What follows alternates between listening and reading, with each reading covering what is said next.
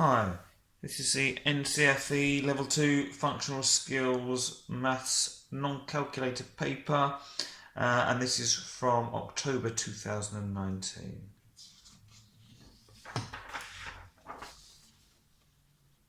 Okay, Activity 1, Swimming.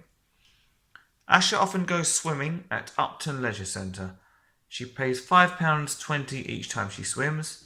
Next month the price will increase by 12.5%. How much more will Asha need to pay for each swim? Give your answer in pence. Okay, so what we need to do is basically work out 12.5% of £5.20. So let's write that here.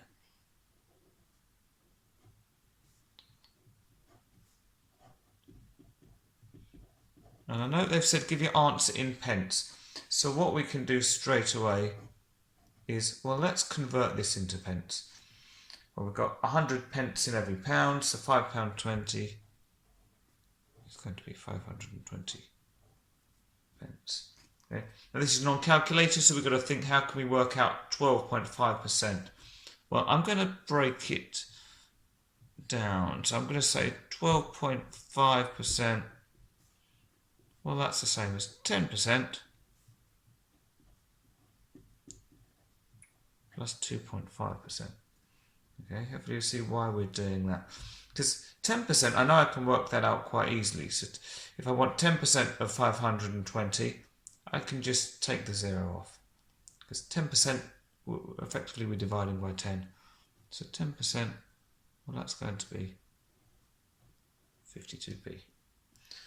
2.5% might be a little bit trickier. Well, if we know that 10% is 52p, well, half of 10% would be 5%. And half of 52, you could work, well, let's show half of 52. So if we divide 2 into 52 using the bus stop method, we would say 2 goes into 5 twice with 1 remainder. 2 goes into 12 6 times. Okay, so 5% of 520p is going to be 26p. To see, we've worked out 10% and then we've halved it. Now we want 2.5%. Well, 2.5% is half of 5%. So we're halving again. And half of 26, well, we can do it using the bus stop method, or we can do it in our heads and say, well, that is 13p. Okay, so we've got that 10% is 52p, 2.5% is 13p. We just need to add those two together. So 52 plus 13, 2 and 3 is 5, 5 and 1 is 6, and there's our answer, 65 pence. And we just pop 65 in there. Okay, part B.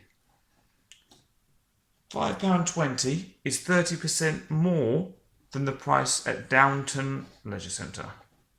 Okay, calculate the price at Downton Leisure Centre.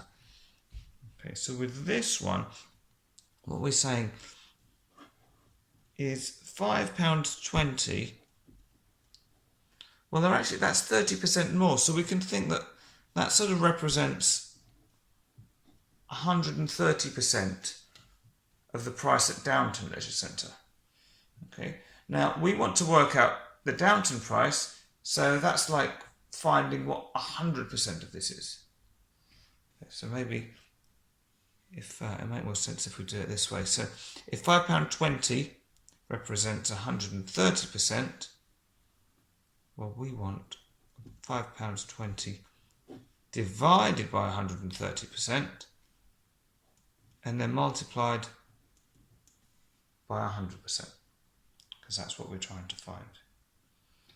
So, well, we can cancel a 0 here, cancel a 0 there.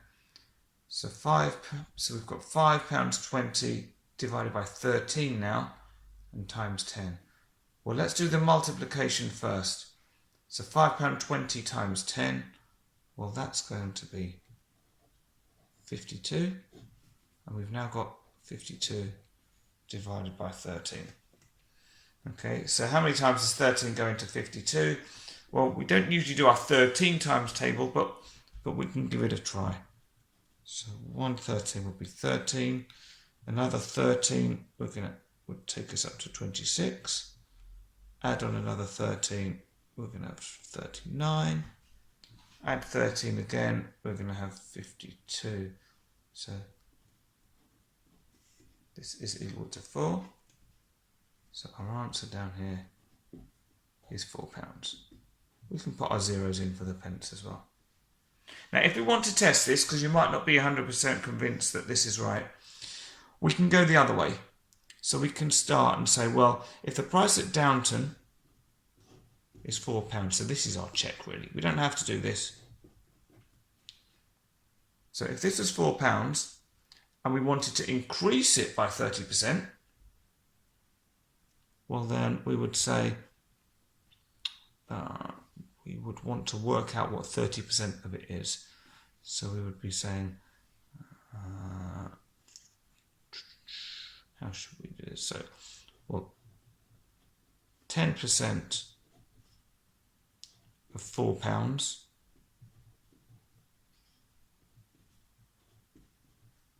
would be 40p. That means 20% of £4, that's double that, so it's going to be 80p. So 30%, which is what we're trying to find out, of £4. Well, 30% is going to be 10 plus 20%, which would give us £1.20. So if we add our £4 to the £1.20, which I can do down here, £4 plus £1.20, that's going to give us £5.20, which takes us back to the original number. Okay, so I'm just going to sort of fence that off because we don't need this bit, but hopefully you can just see that this shows we can get back to what we started with. But the answer for this question is £4. Part C. The pool where Asher swims is rectangular. It is 2,500 centimetres long and 1,250 centimetres wide. The four sides of the swimming pool are 150 centimetres deep. They are covered with small square tiles of different colours. This lovely pattern. Each small tile has an area of 1 centimetre squared. Asher thinks there must be over 1 million small tiles covering the sides of this pool. Is Asher correct? Explain how you decide. Okay, well let's draw a little picture of this pool. I always like to draw pictures. Okay, so we're going to have something like this. So this is our 2,500 centimetre long pool with a width of 1,250 centimetres. And then we've got the depth, which will be down like this. And this, we're told, is 150 centimetres. Okay, and if you want to sort of see how this would look, sort of in 3D, you'd have that going on as well. Okay, so we're only interested in the tiles on, where is it, the four sides of the swimming pool. So that means we've got a side here, this one. We've got a side over here, which is going to be the same as that one. We've then got a side down here at the end, and the last side down there. So we need to work out the area of these, so we can find out how many squares we need, so we can then compare it to 1 million. So let's start with this one here. So this side is 2,500 100 long by 150 centimetres. Well, what I'm going to do to work this out, the first thing I'm going to do is I'm going to ignore the zeros. Okay, you might wonder why, but we can do this. It's like we're sort of dividing by 10 and 100. So basically we're going to do 25 times 15. 5 times 5 is 25. 2 times 5 is 10. Add the 2 is 12. Carry the 1. We don't need to carry the 1. We can put the 1 up there. Now we're moving on to the tens. So we can put a 0 down here. So now we're doing 1 times 5 is 5. And 1 times 2 is 2. Add these together and we've got 5 plus 0 is 5. 2 plus 5 is 7. And 1 plus 2 is 3. Now, we're not quite done because what we need to do is put back on these zeros that we took off before. And we can just add them on. So we've got 1, 2, 3. So 1, 2, 3 zeros. So that gives us 375,000 centimetres squared. And that's for side 1. Okay. Now, let's find a space. So over here, what I'm going to do is I'm going to do the ends now. So number 3. So this, we know it's 1,250 centimetres this way by 150 centimetres that way. Right, so we're going to do it similar to the other one. We're going to ignore the zeros. So we're going to do 125 times 15. Okay, so with this one, we're going to get 5 times 5 is 25. 2 times 5 is 10, add the 2 is 12. Carry the 1. 1 times 5 is 5, add the 1 is 6. Now we're moving on to the tens, so we can put a 0 in the units column. 1 times 5 is 5. 1 times 2 is 2. And 1 times 1 is 1. So we can add these two together. And we're going to get 0 plus 5 is 5. 2 plus 5 is 7. 6 plus 2 is 8. And 1 on its own is 1.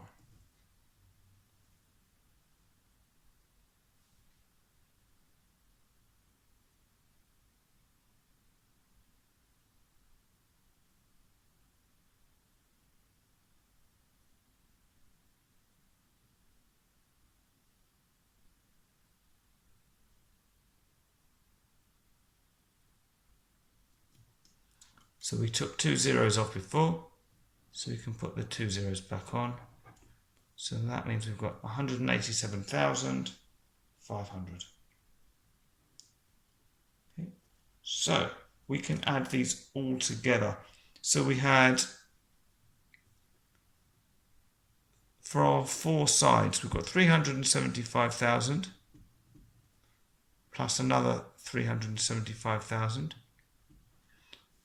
Plus 187,500 this end, and we've got the same again, so we've got another 187,500 there. So if we add these all up, we've got 0, 0, 0, 0, 0, lots more zeros, 0, 2 zeros, 5 and 5 is 10, so 0 carry the 1, let's put our comma here, 5 and 5 is 10, add 7 is 17, add another 7 is 24, add 1, 25. Carry the 2. 7 and 7 is 14, add the 8 is 22, add another 8 is 30, add 2 is 32, and carry the 3. 3 and 3 is 6, and 1 is 7, another 1 is 8, and another 3 is 11.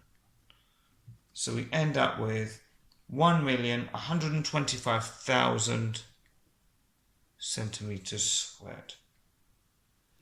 Well, we're comparing this. They've said that there must be over 1 million small tiles covering the sides of the pool. So what we can say is 1,125,000 is greater than 1 million. They want to see that you also know how to write 1 million in digits. So is Asher correct? Yes. Because each small tile was just 1 centimetre squared. So once we've got our area, that's also going to be the number of tiles that we've got.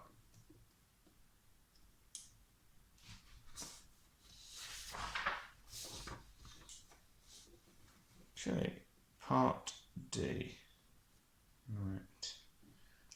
So Asher reads that the women's Olympic record for swimming 100 metres is 52.7 seconds. This means that the record holder swam at an average speed of 1.9 metres per second. A goldfish can swim at a speed of about 0.9 miles per hour. Did the Olympic record holder swim faster than a goldfish? Show how you decide. This conversion graph will help you. Okay, so you could say, of course, they swim faster than a goldfish, but we've got to prove it. Okay, and I might be proved wrong, so we'll find out. So what we're going to do first of all, we've got one of these speeds we've got in meters per second, and the other one we've got in miles per hour. So they're completely different. So what we can do is try and start to get them on similar units by using our conversion graph. Okay, well, I'm going to get my ruler for this. So we know that the goldfish speed is 0.9 miles an hour. So it's quite hard to show it on here. So what I'm going to do, I want to find where 0.9 miles is on this chart. Well, if this is 0, this is 1, this is 0.5, so we'd have 0.6, 0.7, 0.8, and 0.9. So I'm going to draw a line up from 0.9, and I want to find where it joins the line on my conversion graph. And it meets it just up there. Okay. And now we're going to draw a line across and find out what 0.9 miles is in kilometres. Okay. Well, for our kilometres, we've got to work out what this scale is. We've got 0.5 here, 1 here, 1.5. So it looks like we're going up in, that's 0.5, that'd be 0.6, 0.7, 0.8, 0.9, 1. So 1.1, 1.2, 1.3. This would be 1.4. Then we've got 5 little squares. So each one of them is going to be 0.02. So if that makes sense. So this would be 1.40, 1.42. This that we're interested in is going to be 1.44 kilometers. Okay. Right, so it might not feel like that's helping a lot, but it is. So the goldfish speed is about 0.9 miles per hour, which we can say is 1.44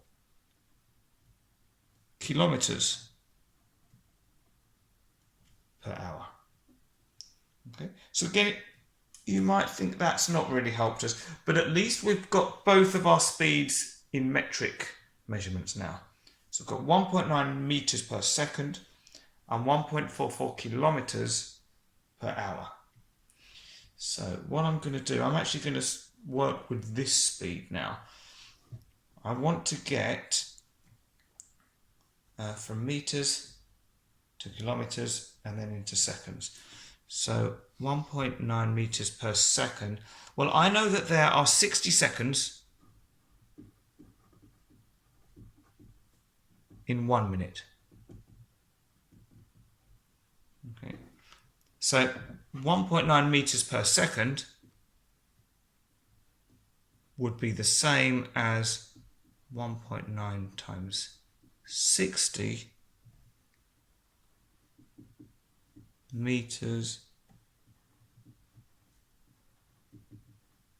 per minute. Okay, now let's do this over here. So I want 1.9 times 60. Well, I'm going to ignore the decimal point, and I'm going to keep the 0 on for this one, because it might confuse it otherwise, because we're already taking the point out for the decimal. So we've got 19 times 60, and then we'll put the decimal point back in afterwards. So 0 times 9 is 0, 0 times 1 is 0, so that's fine. Now we're on to the tens, so 0 in the units. 6 times 9, well, that's 54. 6 times 1 is 6, add the 5 is 11. So if we add those together, we're going to have 1,140. Now, because it was actually 1.9 instead of 19, we can put the decimal point back in. So we start at the end and we move it one place over. So that means that our 1.9 meters per second is equal to 114 meters per minute. Right? So we're slowly getting closer to these units here.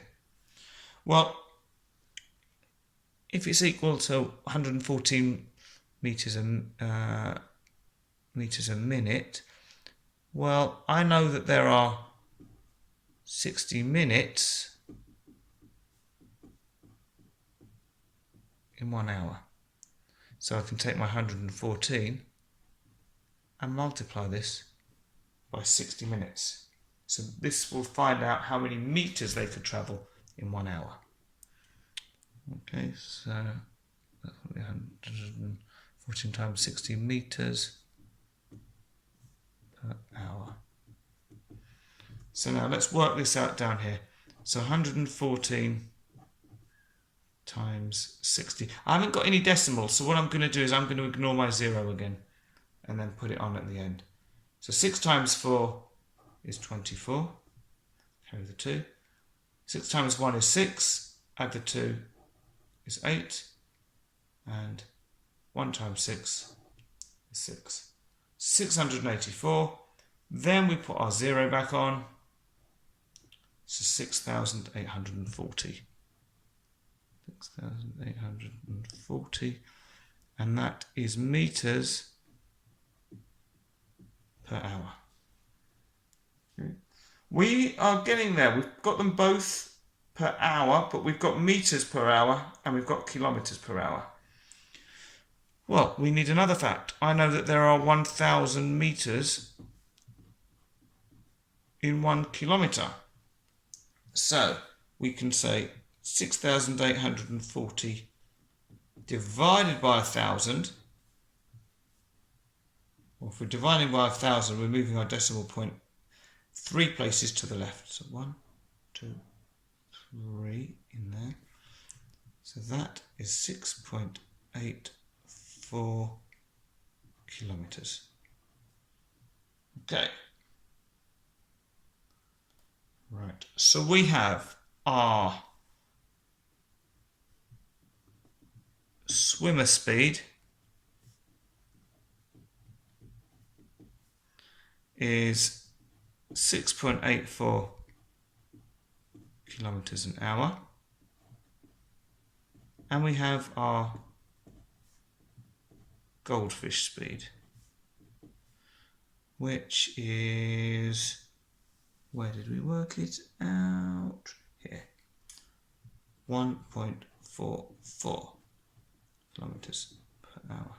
So did the Olympic record holder swim faster than a goldfish? Yes, they did. 6.84 is greater than 1.44.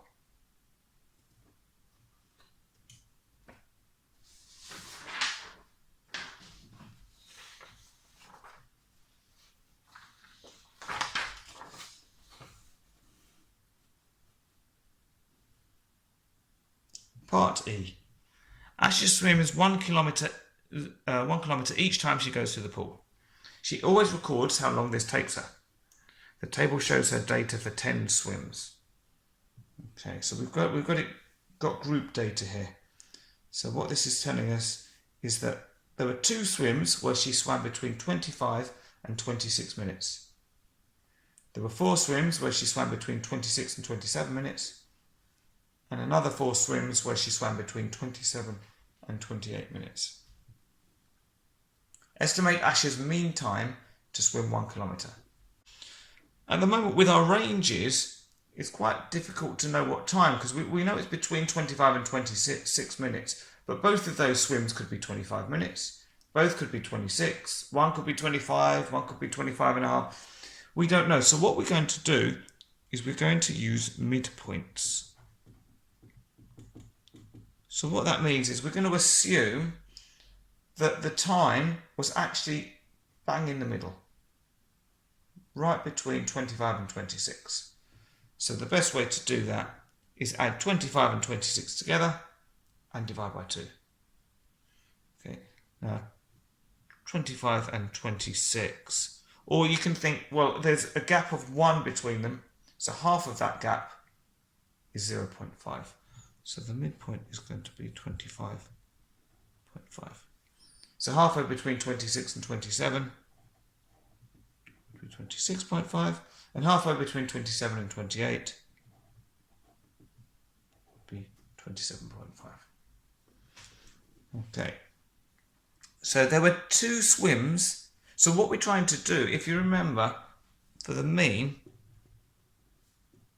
what we need is the total of all our sort of observations divided by how many we've got. So we're trying to find our total times swimming.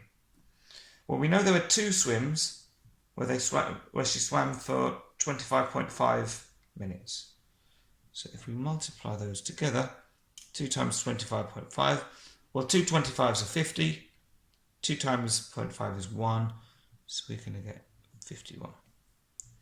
We'll do the same with this. 4 times 26.5, well, 2 lots of 26.5 would be, using the same logic, 26 and 26 is 52.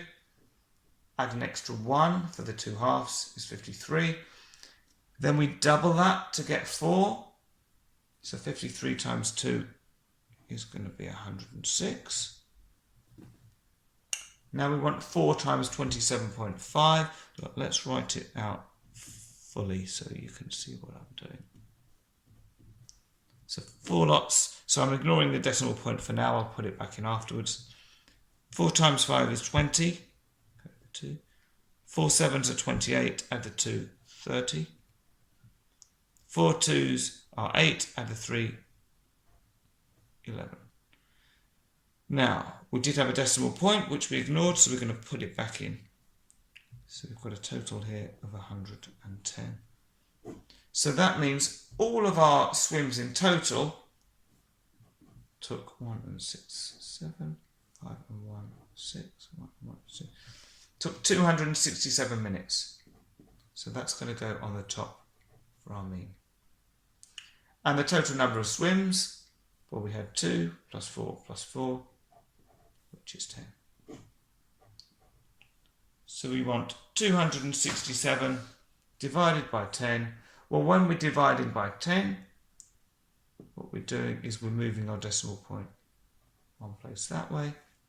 So we're going to have 26.7 and it's minutes. And now we can just put that in here. Hi, this is NCFE Level 2 Functional Skills Maths. This is the October paper and we're on to the calculator section.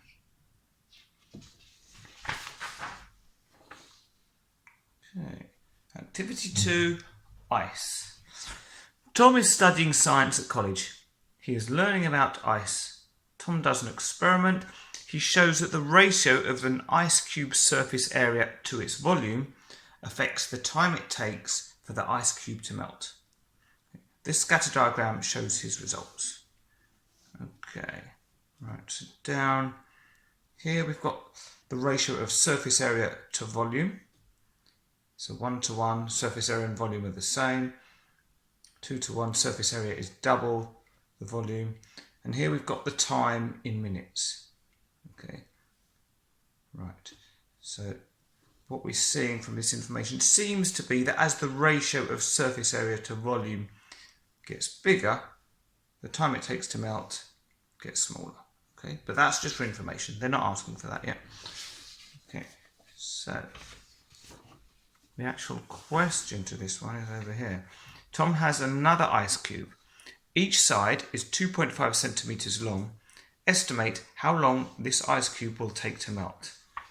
Right, so we're going to be needing our charts. Okay, so we're told that we've got an ice cube, which we can draw like this. And it said it was 2.5 centimeters long. Now, if it's a cube, it means that's 2.5, that's 2.5, that's 2.5. In fact, every single length, width, height is 2.5. Okay. Now, if we want to try to estimate how long it's going to take this ice cube to melt, well, we can use this chart here, but we want to find the time, so that means we need to know what the surface area to volume ratio is. And then I'm going to show you how we can use the chart to estimate a time. So, first of all, we want to know the surface area. Well, the surface area is the area of all of the faces of the cube. Okay, so if we think we've got one side of the cube, it's going to be 2.5 centimeters by 2.5 centimeters. Okay, so the area will be 2.5 times 2.5, which is, and this is where we can use our calculator now. I was going to type the answer. 2.5 times 2.5, and we get 6.25. 6.25 centimeters squared. Right, now, because it's surface area, we need all of the faces, and because it's a cube, they're all going to be the same. And with a cube, we have 6 faces. Top and bottom, left and right, front and back. So we're going to multiply 6.25 by 6. Okay, 6.25 times 6, and we get 37.5, and that's still centimeters squared. So that's our surface area. Okay. Well, we want the ratio of surface area to volume, so we're also going to have to work out the volume. Well, for the volume, the volume is the length times the width times the height. Or you can call them different things, but basically it's all of the dimensions. So this dimension, the horizontal, the vertical, and then the depth. So because it's a cube, they're all going to be the same. So we're going to have 2.5 times 2.5 times 2.5. Okay, so let's do this one. 2.5 times 2.5, we know that's 6.25, and then multiply by another 2.5, and we get 15.625, and our units will be centimeters cubed.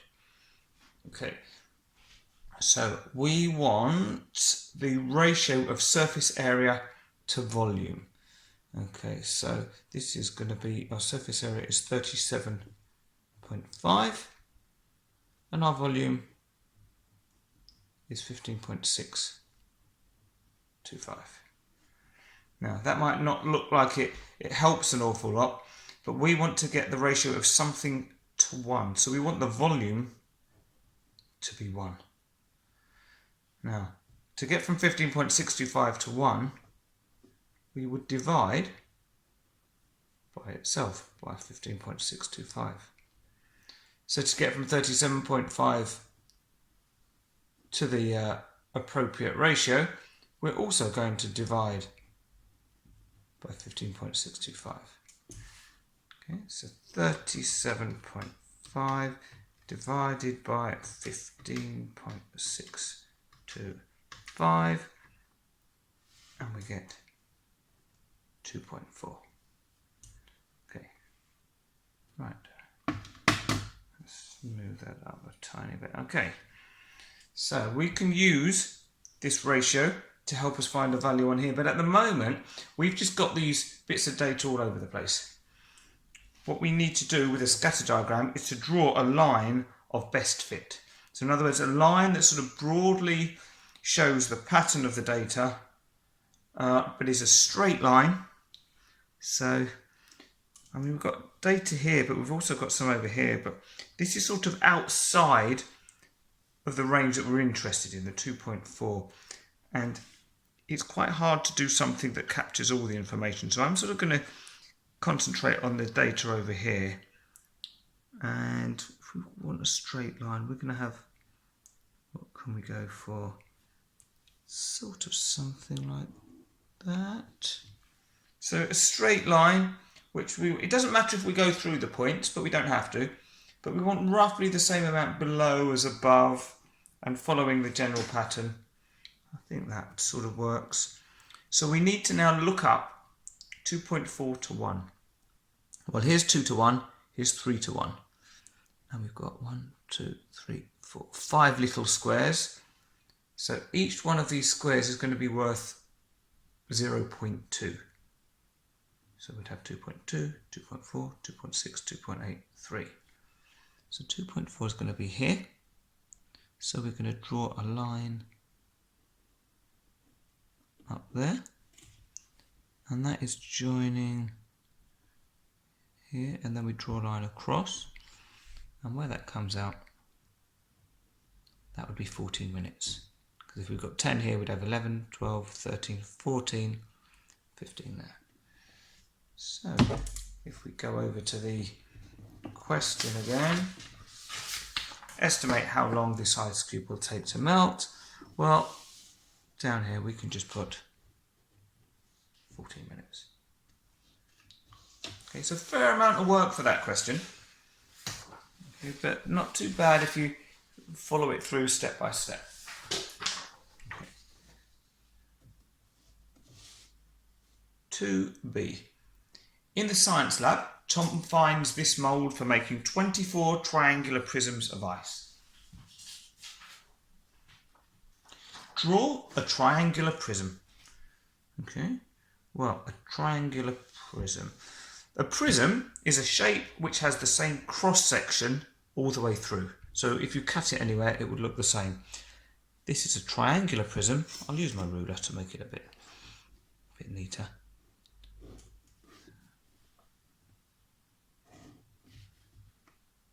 So there's a triangle. So if it's going to be the same all the way through, it's going to be something like this.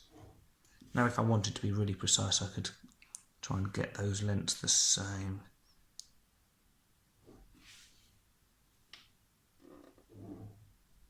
There's my triangular prism. So it looks a bit like a tent or a Toblerone bar, but we've got triangle and the shape is going all the way through. If I wanted to, I could sort of do like the inside and sort of show what this shape would, to make it look more sort of 3D. You don't have to do this. There you go. Okay, hopefully you can see it a bit better there. Up to you if you want to do it just from the outside or do the inside as well. I quite like having the inside. Now, 2c. The triangular faces of each prism have base 3 centimetres, so down here, and height 2.6 centimetres. Tom fills the hexagonal mould with water to a depth of 3.5 centimetres. Tom knows that to calculate the volume of each triangular prism, he can use the formula volume equals area of triangular face times depth of the prism. When a volume of water freezes, the ice that is formed has a volume 4% more than the volume of water.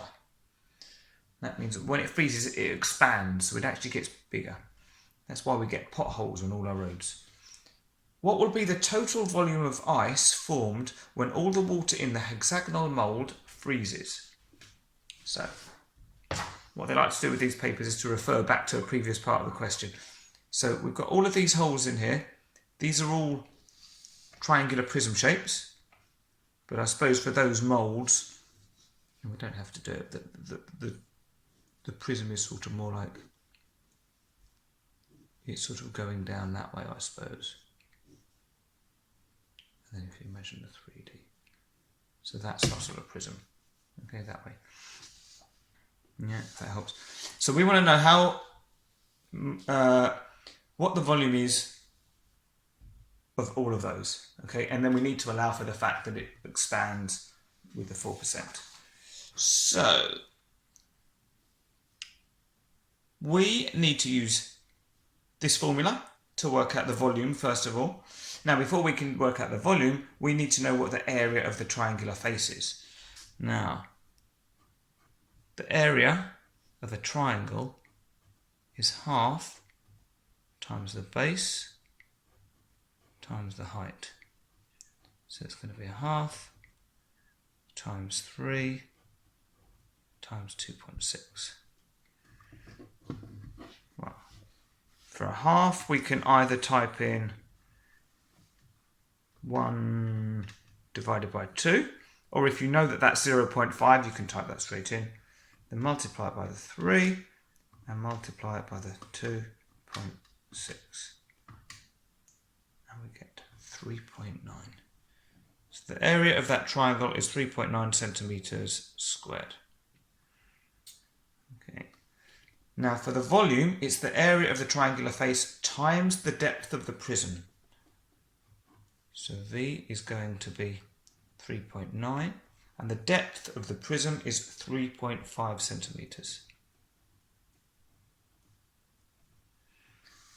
So we've already got 3.9 in there, so we can keep that. Multiply by 3.5, and we get 13.65, and that's going to be centimeters cubed. Okay, now we have to allow for the fact that this is going to expand, so the volume is going to increase. Okay, and it's going to increase by 4%. So you could work out 4% of this and add it on. I want to do it in one step. So I'm going to multiply it by 1.04. So 4% would be 4 divided by 100, which is 0.04. Now I don't want to just work out the 4%. I want to increase it by the 4%. So I'm going to add on the original, which is like the whole thing we're starting with, which is 100% or 1, to get us 1.04. Okay, so if you're not comfortable with that, work out 4% and add it on. But if you are comfortable, we can do 1.04, multiply that by 13.65, and we get 14.196. Okay, that's still centimeters cubed. Right. Then they're asking what would be the total volume of ice formed when all the water in the hexagonal mould freezes. Well, from the previous part of the question, here, we saw that the mould is for making 24 prisms of ice. So what we need to do is take our 14.196 and multiply it by 24. So again, we've already got that in the calculator. So multiply it by 24. And if you can see that, 340.704.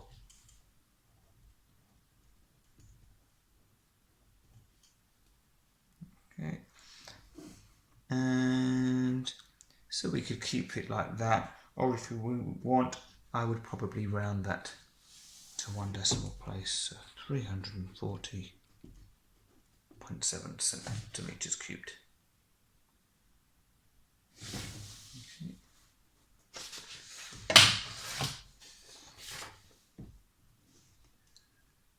2D. Icebergs are large lumps of ice that float in the sea.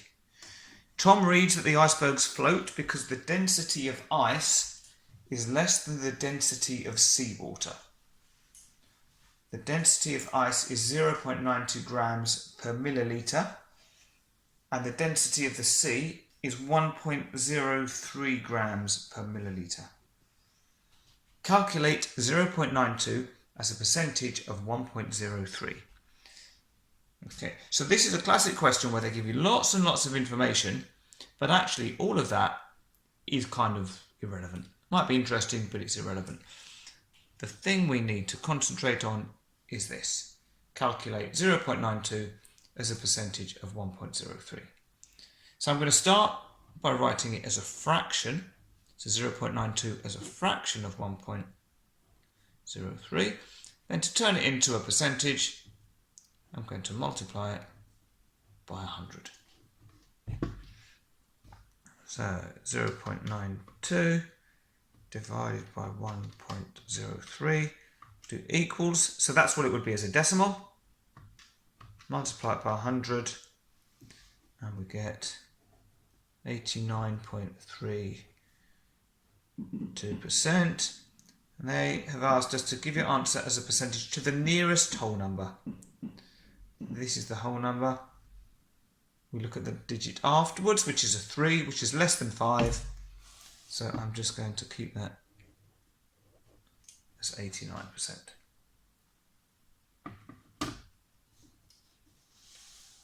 Okay, let's move it up for 2E. Tom reads that scientists are planning to move an iceberg across the sea to provide water to a very dry country. The iceberg weighs 40 million tons. Write 40 million using numbers.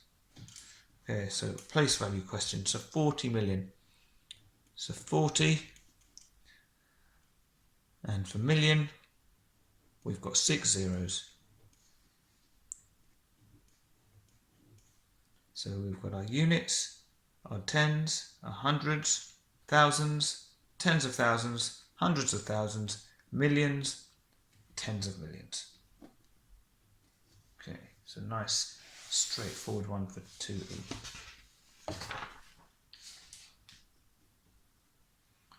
2F.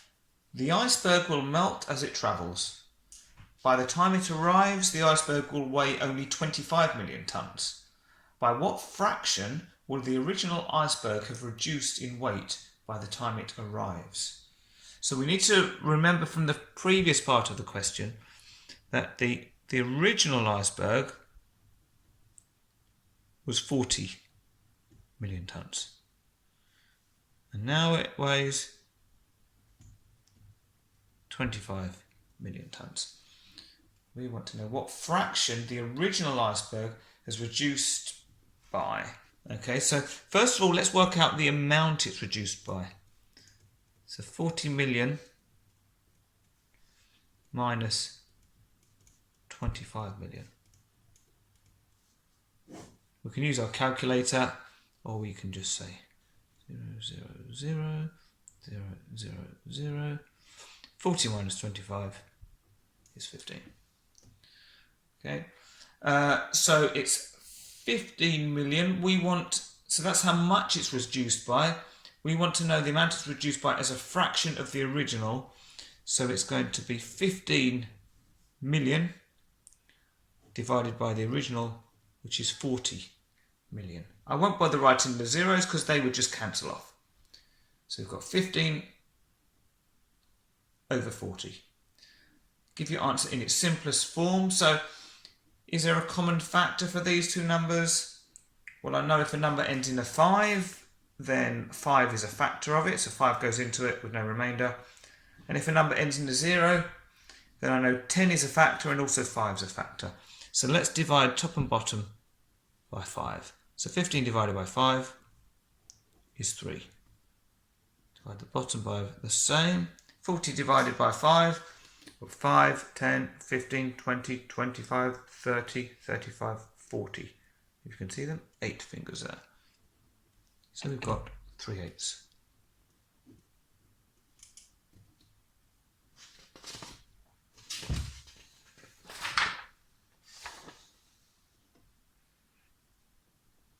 Activity 3, wages. Faisal starts a new job. He will work 37 hours a week for 48 weeks a year and is paid £8.25 an hour. He must pay 0% income tax on the first 12,500 he earns. See, so he can earn anything up to 12,500, doesn't pay any tax at all, or income tax. And then 20% income tax on anything over 12,500 that he earns. So if he earned £10,000, he wouldn't pay any income tax at all. If he earned £12,600, well, he wouldn't pay anything on the first 12,500, so he would only pay 20% tax on £100, because it's only 100 over this. His income tax payments are spread evenly over the 48 weeks. Faisal's first weekly wage slip shows that he has paid £8.96 income tax. He thinks he's paid more than he should. Is he correct? Okay, so let's have a think about this one. Well, the way that they're working out his income tax is by looking at the total that he's earned in a year. Okay, so we need his total annual salary first. So if he's getting £8.25 an hour and he's working 37 hours a week and he's working for 48 weeks a year. So we're just going to multiply those all together. So £8.25 times 37, so that's how much he gets a week, times by 48, so £14,652.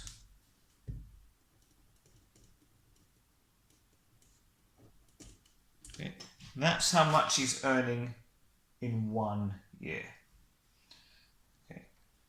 Now, we know that he doesn't have to pay any tax on the first 12,500. So what we can do, if we subtract 12,500, then what's left will be the amount that he does have to pay tax on. So 15,652 minus 12,500 gives us £2,152. So that's not the tax that he has to pay, but that's the amount he has to pay tax on. Right. So now that we've got this, we want to work out how much tax he needs to pay. And it's 20% income tax on anything over 12,500. So it's going to be 20%, which we can write as 20 over 100, or 0.2. We're going to multiply that by the 2,152. So if we do that on here, so multiply that by 0.2, and we get £430. Now on a calculator it's 0.4, but because this is money, we can't have £430 0.4, we have to put the pence in. So £430 and 40 pence. Now, he gets his wage slips every week. So we need to divide this by the number of weeks. And for this, although there's 52 weeks in a year, for this question we're using 48 weeks. So we're going to do 430.4. Because it's my workings now, I'm not going to bother with the 0. And we're going to divide that by 48. So if we do that on here, we get 8.966666. So it's money, so let's round it to 2 decimal places. So 8.96. We look at the next digit, which is more than 5, so we're going to round that up to 8.97. He thinks he's paid more than he should. Well, he's actually paid £8.96. We think he should have paid £8.97, so very close. But he certainly hasn't paid more. If anything, he's paid 1p less. So is he correct? No. So the examiners would want to see the correct answer, no, and the supporting figure here that you've worked out as well.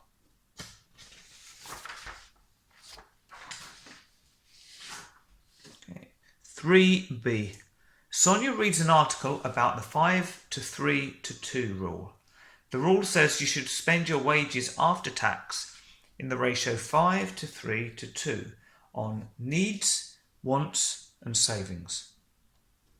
So needs are bills like rent that must be paid, wants are extra things like social life, new clothes which are not needed, and savings are amount of money kept for the future. Sonia earns £480 a week after tax. Last week she spent £185 on going out with friends. Was this in line with the 5-3-2 rule? Show how you decide. Right, so this is a ratio question. We've got our sort of ratio symbols, our 2 sign. So I like to draw a little table when it's ratio. So,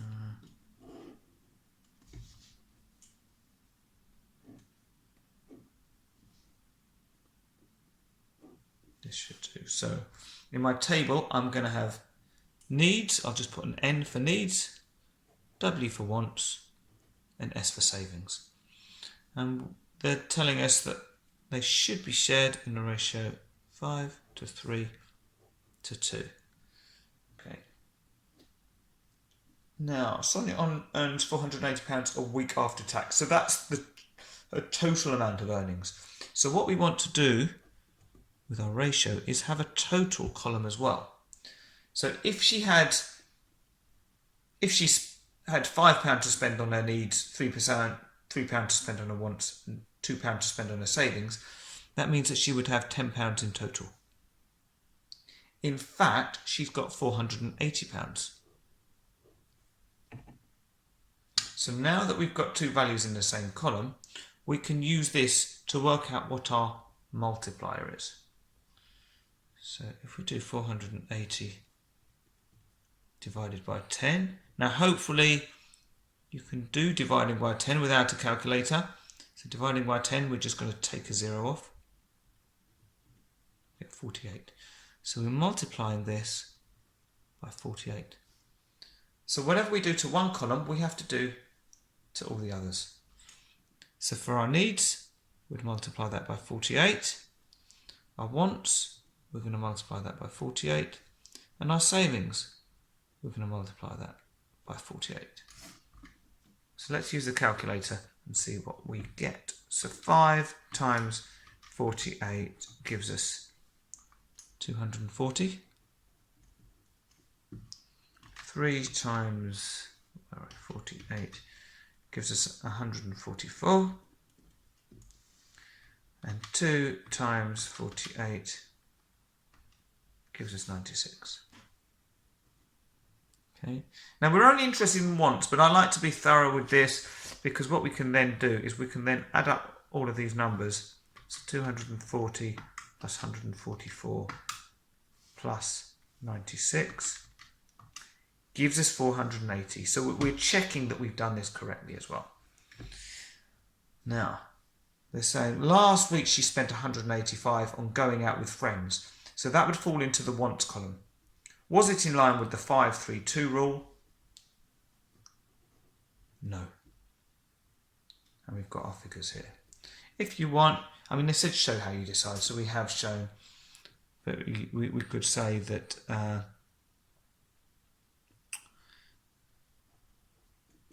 in line with the 5 to 3 to 2 rule would mean spending only £144 on wants, not 185. Now you probably don't need the sentence because we've got our figures here, which is why doing a table is so nice. But if you want to add something on like that as well, that's fine.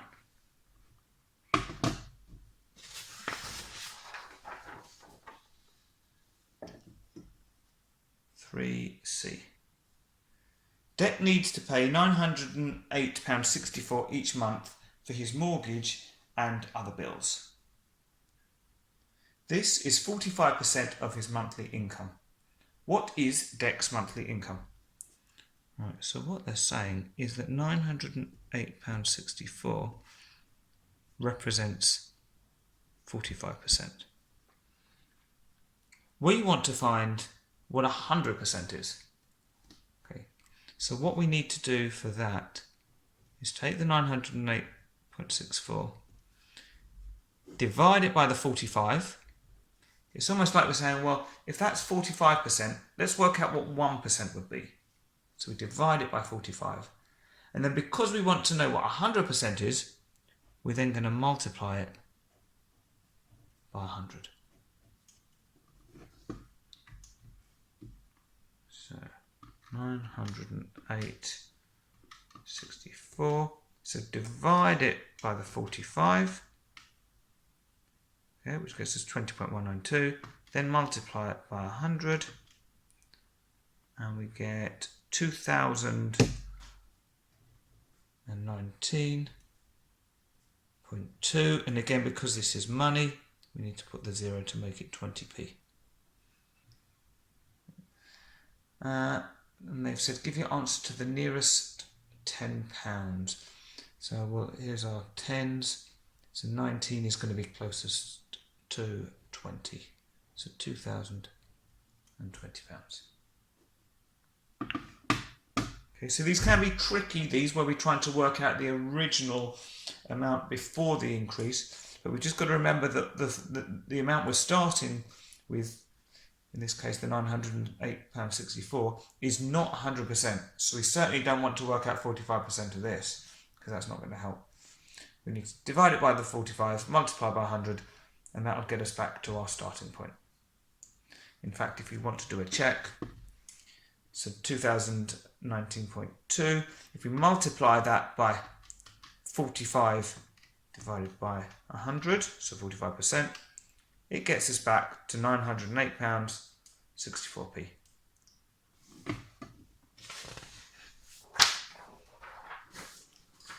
Okay, 3D. The manager of a small business claims that the mean salary in the company has gone up by over 10% in the last year.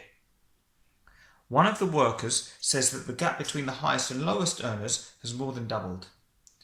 Use this data, so down here, about the company's salaries to decide whether each of the statements is true. Okay, so they're asking us about each of the statements. So what we want to do is treat them separately. It's very easy to kind of get sucked into answering both at the same time. So one of them is interested, or the first one is interested in the mean salary.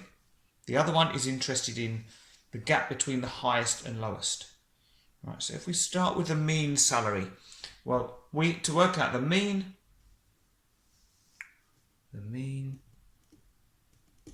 is the total divided by the frequency, or how many. Okay, so to work out the total, we're going to have to add up all of these figures. So 15,257 plus what have we got? 42. Let's try and get this so you can actually see the calculator properly. 42,122. Then 15,679 plus 20,000 plus 25,344. Now you do need to be careful with this because it's so easy to make a mistake. So I keep checking that I'm typing the number in full.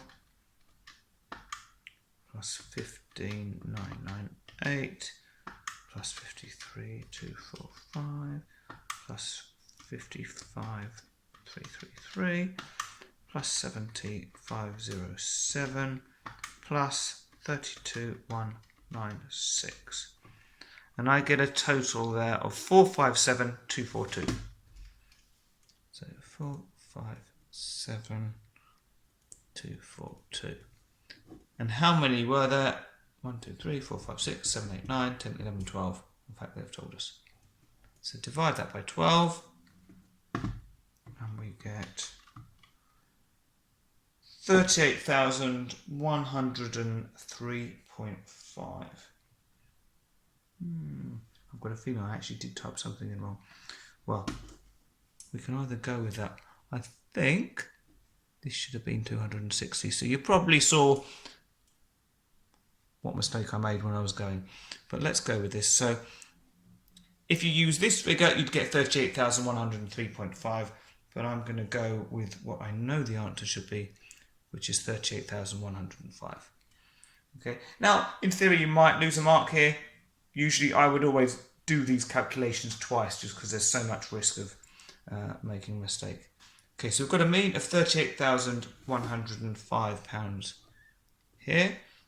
And over on this side, I won't waste your time by adding them all up, but I can tell you that the total is 592,580, and we've got 14 of these. So if we do 592,580 divided by 14, we get 42,327.14. Okay. Again, there's always a tiny chance that the numbers are wrong, but I'm reasonably confident with that. Okay. So the first thing we're trying to test is the claim that the mean salary in a company has gone up by over 10% in the last year. So if we start with the old year, the previous year, let's increase this by 10% and then we can compare it to the new one. So to increase it by 10%, well, we could work out 10% and add it on, or we can say, well, what we want is we want 110%. So 110 divided by 100 times 38,105,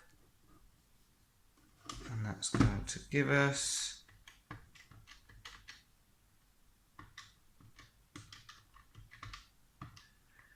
41,915.5, which I'm going to make 50p.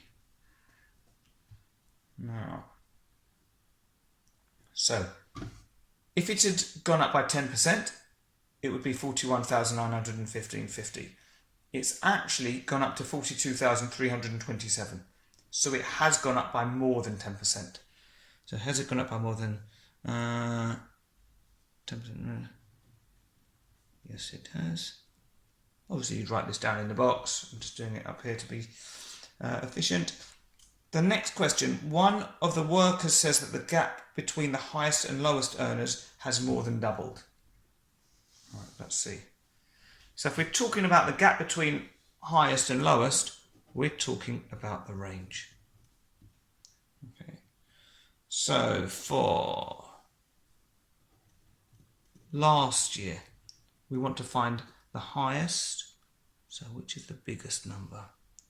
Looks like this. So it's going to be 85,682. And the lowest, 15,275. Is there anything smaller than that? No, so that one. 15,275. So we get a gap of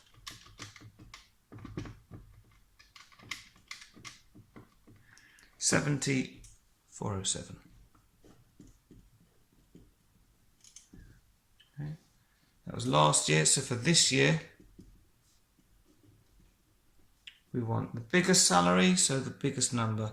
So 33, 34, 23. Oh, that looks pretty big. 150. Yeah, 157,250. And the smaller salary, is it 15,500? Anything smaller than that? So it's that one.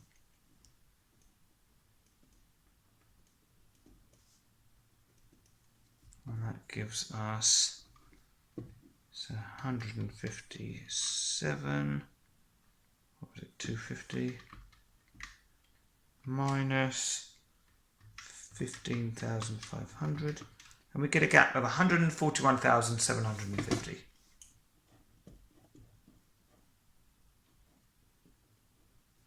And what was the claim? So if we bring this back down, one of the workers says that the gap between the highest and lowest earners has more than doubled. Well, let's double the gap and see if that's true. So 70,407. To double it, we multiply by 2.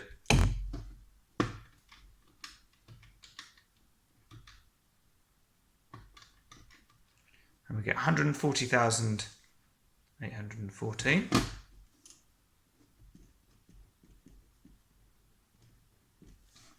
So if it had doubled, it would be 140,814. It's actually gone up to 141,000. So it has more than doubled. So for both of them, the answer is yes. Okay, so if we want to put down here, use the data to decide whether each of the statements are true. Down here we can put both statements are true. And we've got our supporting figures up there.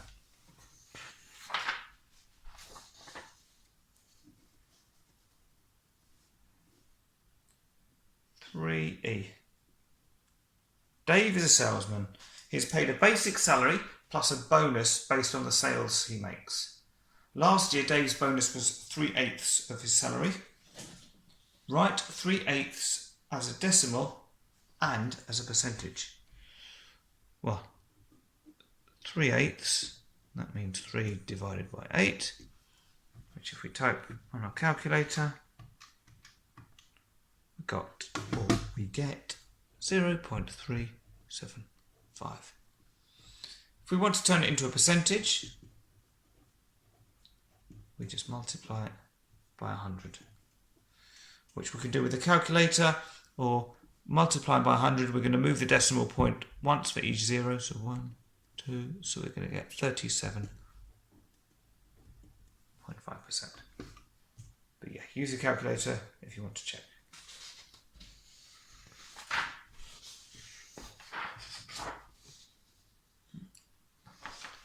Activity 4, Archaeology.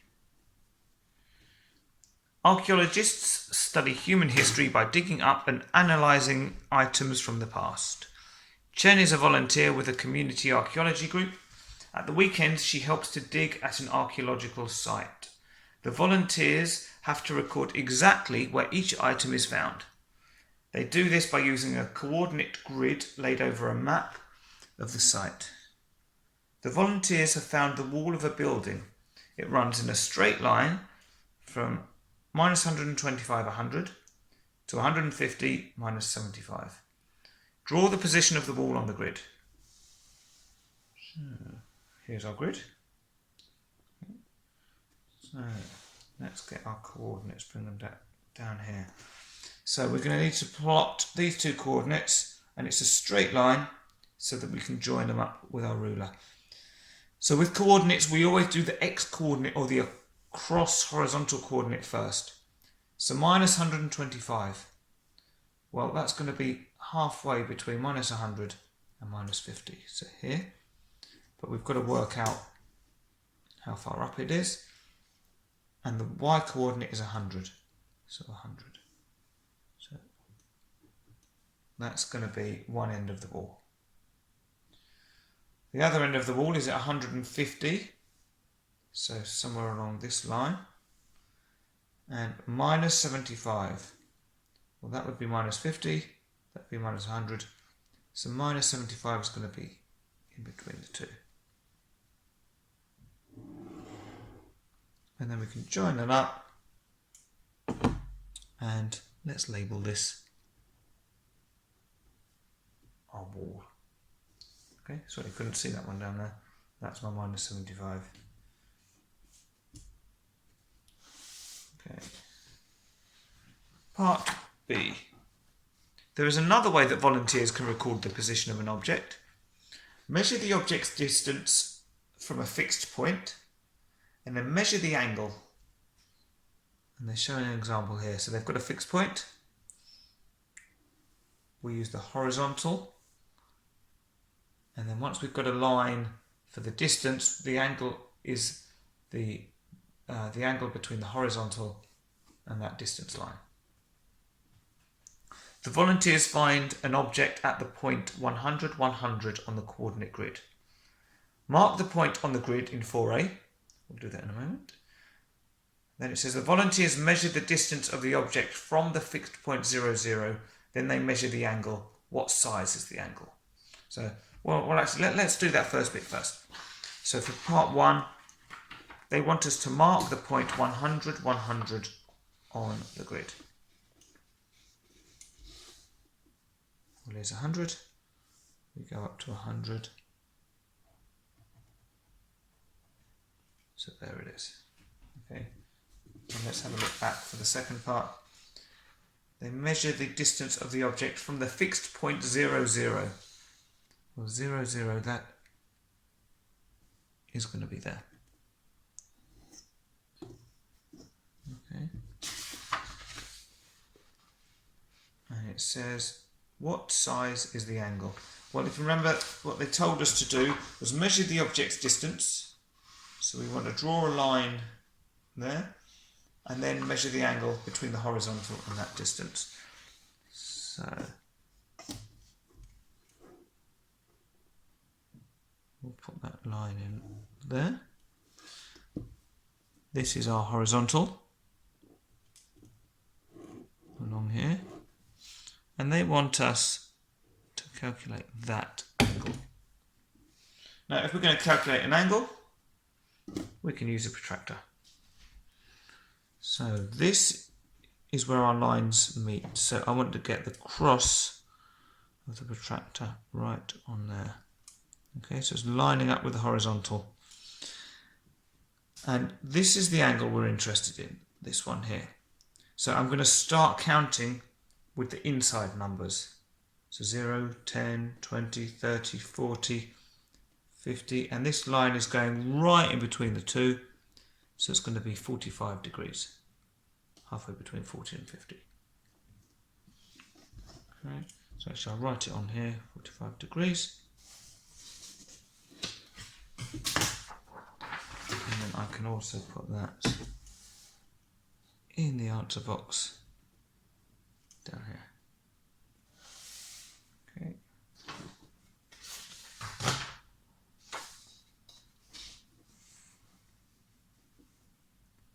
C. The volunteers find parts of a building. They think the building used to look like this. This is the front view. This is the back view. So sort of from, looking this way. And then they ask us to draw the plan view and the side elevation of the building. Right. Well, let's start with that plan view. So if this is the front, okay, and that's the back. So imagine we're looking straight down onto this picture. So kind of want to keep this in shot. Actually, what I'll do is I'll draw my plan on here first of all. So if you're looking straight down at this, we would have this wall running along there that we'd see, and we'd have these two bits sticking out at the side. But we know from looking at the back that we've got this sort of gap in between, so we'd have something like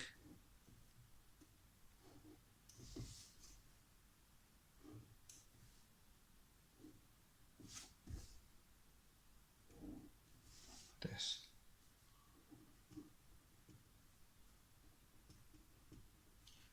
Okay, so that would be our plan view.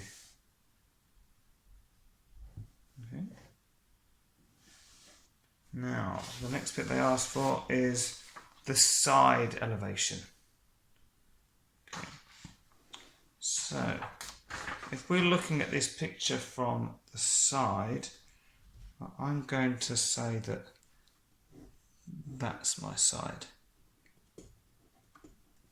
Okay, looking from there. Well, the first thing I've noticed is that we've got a wall coming up, but then we've got this sort of, I can't remember the proper name for it. Is it a gable front? Basically, you've got a sloping roof there. So a wall coming up, then it's sloping in. Then we can draw the bottom. This is probably the easy bit. Coming across. Now, if you were looking from the side, you'd see this sloping bit, but actually it might be easier to see if we're looking, because that side would then be this side view. So we've got the sloping bit, but all of this is the same height. So actually, we would then just have our roof running along the top like that. And then when we reach this end, it's going to come straight down like that. So this would be our side view. Okay. If you wanted, you could maybe draw a line down there, because you'd probably see that you've got this join. But otherwise, this is what it would look like. And we're not drawing it to scale or anything like that, because it's just a sketch. So these are the two pictures we want, and we would put them in here on the answer sheet.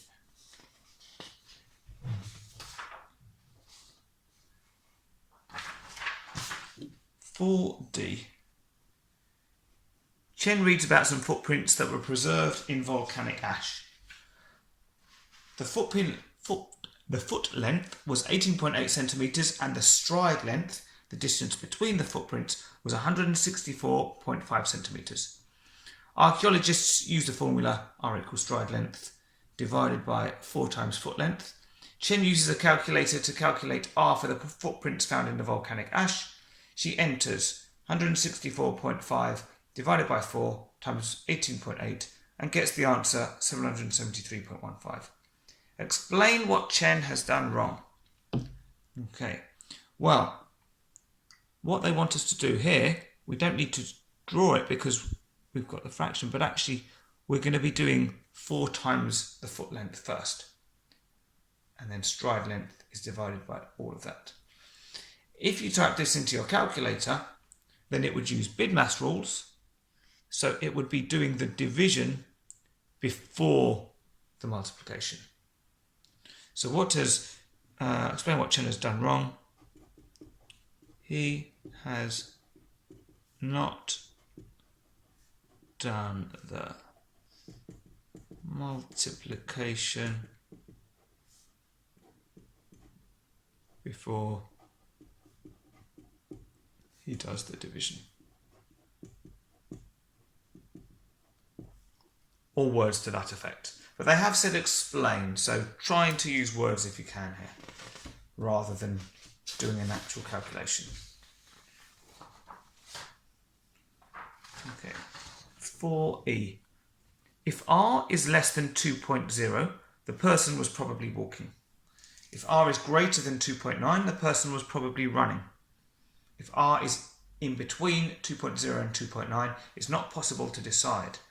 Tick the correct statement about the person whose footprints were preserved in the volcanic ash. Okay, so what we need to do with that is we need to work out what R is. Okay, so I'm going to go back to here because we've got all our information on this sheet.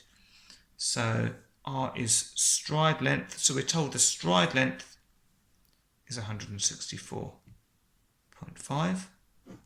Then we want to divide that by 4 times the foot length, which is 18.8.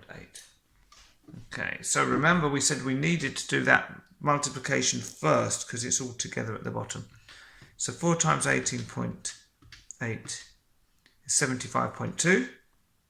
So you can write it down, or I'll put it in my memory. Then we're going to do 164.5 divided by 75.2, and that gives us 2.1875. So we can go back to here. R equals 2.1875. So, is R less than 2? No. Is R greater than 2.9? No. Is R in between 2.0 and 2.9? Yes. So it's not possible to decide. There we go. And obviously in here I would have all of my workings to show what R is. 4F. There are 10 volunteers in the community archaeology group. The probability that they all attend on a Saturday is 0.35. The probability that they all attend on a Sunday is 0.12. The site is open next weekend.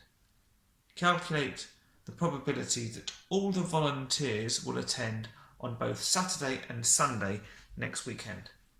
Give your answer as a percentage. Right, so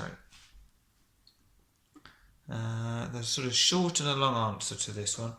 The short answer is that if they're going to attend on both Saturday and Sunday, then it's the probability that they all attend on Saturday times the probability that they all attend on Sunday. That's going to give our answer as a decimal, so to make it a percentage, we then multiply by 100. 0.35, 0.35 times 0.12 times 100, and we get 4.2%. Now, if you want a slightly longer explanation, well, you can look at my probability website, probability video, which shows this kind of question.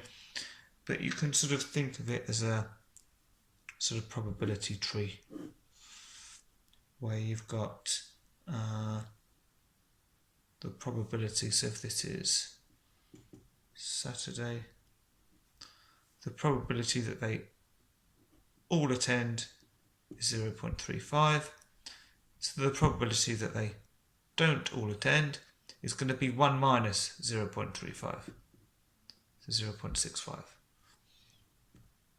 And then on Sunday, well, if they all attend on Saturday, they can also all attend on Sunday, or they can not all attend on Sunday.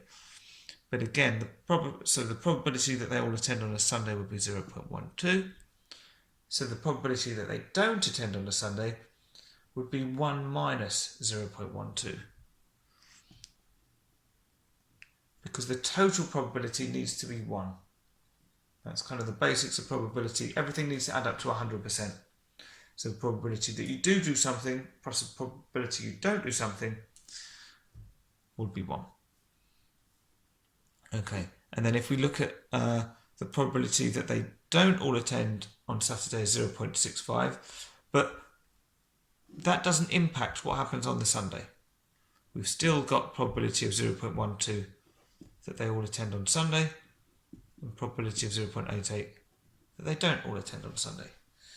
Now, these are all the different options. So they can all attend Saturday, all attend Sunday, all attend Saturday, don't all attend Sunday, don't all attend Saturday, all attend Sunday, or don't all attend Saturday and don't all attend Sunday. We want the probability that all the volunteers will attend on both Saturday and Sunday. So that is this route. And as we've already seen, it's going to be the 0.35 times the 0.12 and then times 100 to make the percentage. So you don't need this at all, but it might just help you sort of see how this works. And also, if you had a different type of question, then it's useful to know how you can draw your little probability tree. Okay, so I'm just going to put our 4.2 in the answer box. And 4G. The site was open on Saturday and Sunday for 26 weekends during last year. The table shows the number of days each volunteer attends out of the 52 days available. The information for Chen is missing. There he is at the bottom. Chen says that the mode of the 9 values is 48. So 1, 2, 3, 4, 5, 6, 7, 8, 9. So that's the 9 not including her. Is she correct? Okay, well, the mode is the one that occurs the most. So probably the best way to do this is to put these. We could write them in increasing order, but I'm going to do it a slightly shorter way because it's only worth 1 mark. So I'm just going to say, well, what's the smallest one, or the fewest number of days? Well, it's 18, 1. Then what's the next smallest? It's 24. The next is 25. So I'm ordering these. That would be 4th, 30 days. So we're looking at the fewest number of days all the way up to the highest number of days. What's bigger than 30? 39. Oh, 35 would be next. Then 39. Then 40. Then 43. Then 48. Well, as I said, the mode is the value that occurs the most, but all of these values only occur once. So in fact, they're all the mode. So is she correct? No, explain your answer. All values are the mode as they all occur exactly once. And that's the end of the paper. Oh, no, it's not. We've got one more bonus question for you. The median number of days for the 10 volunteers, including Chen, was 33.5. What fraction of the days did Chen attend? Give the fraction in its simplest form. Okay, so right.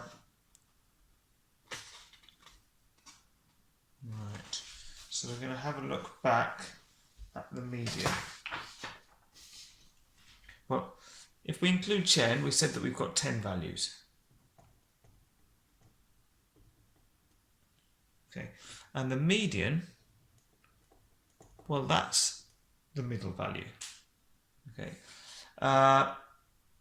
Now, when we've got an even number of values, there isn't one in the middle. So if you think, if we've got the numbers 1, 2, 3, 4, 5, 6, 7, 8, 9, 10. Well, normally to work out the median, we would cross off the smallest and the largest, and we'd keep doing this until we end up with 1 in the middle or 2 in the middle. Because we've got 2, we can see that actually it's going to be halfway between the 5th and the 6th value. So the median would be the 5th value plus the 6th value divided by 2. So if we put these in order, let's just go back and check the question. The median was 33.5. So we've got to sort of work out where Chen fits in all of this. So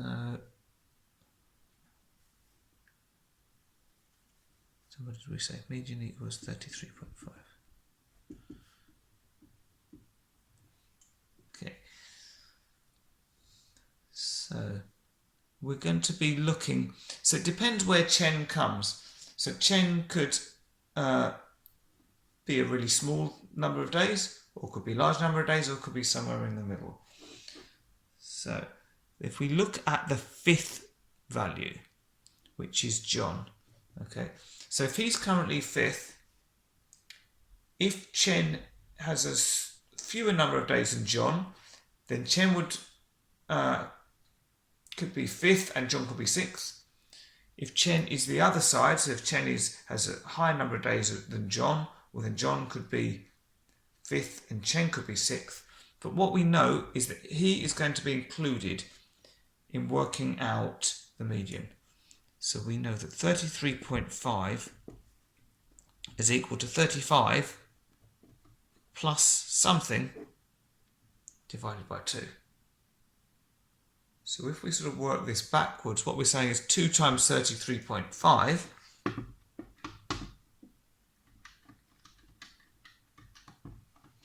which is 67. 67 is equal to 35 plus something, which is our value for Chen.